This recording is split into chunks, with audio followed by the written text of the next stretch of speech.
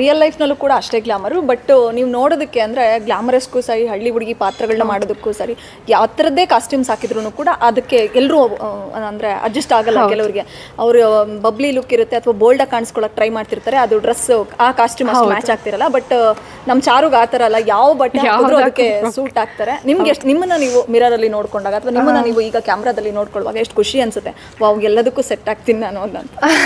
ಅದು ಒಂದು heroine quality ಆಗಿರುತ್ತೆ. ಸೊ ಒಂದು ನಟಿ ಅಂತ ಬಂದಾಗ ಎಲ್ಲ ಪಾತ್ರಕ್ಕೂ ಎಲ್ಲ ಒಂದು ಲುಕ್ಕಿಗೂ ಮ್ಯಾಚ್ ಆಗಬೇಕು. ಸೊ ನನಗೆ ಈ ಥರ ಅವ್ರು ಹೇಳಿದಾಗ ಫಸ್ಟ್ ಟೆನ್ಷನ್ ಆಯಿತು, ಯಾಕಂದರೆ ನಾನು ಇಲ್ಲಿವರೆಗೂ ಆ ಥರ ಟ್ರೈ ಮಾಡಿಲ್ಲ. ಸೊ ಇದೊಂದು ಹೊಸದಾಗಿತ್ತು, ಬಟ್ ಚೆನ್ನಾಗಿ ಕಾಣ್ತಾ ಇತ್ತು. ಅಂದರೆ ಗೆಟಪ್ ಹಾಕ್ಕೊಂಡು ಬಂದಾಗ ಒಂದು ಖುಷಿ ಇತ್ತು, ಯಾಕಂದರೆ ನನಗೆ ಅದೊಂದು ಟೆನ್ಷನ್ ಏನೋ ಆಗಲಿಲ್ಲ, ಅಯ್ಯೋ ಈ ಥರ ಆಗ್ಬಿಡ್ತಲ್ಲ ಅಂತ ಖುಷಿ ಇತ್ತು. ಆ್ಯಂಡ್ ನನಗೆ ಆ ಥರ ರೆಡಿ ಆಗೋದೇ ಇಷ್ಟ.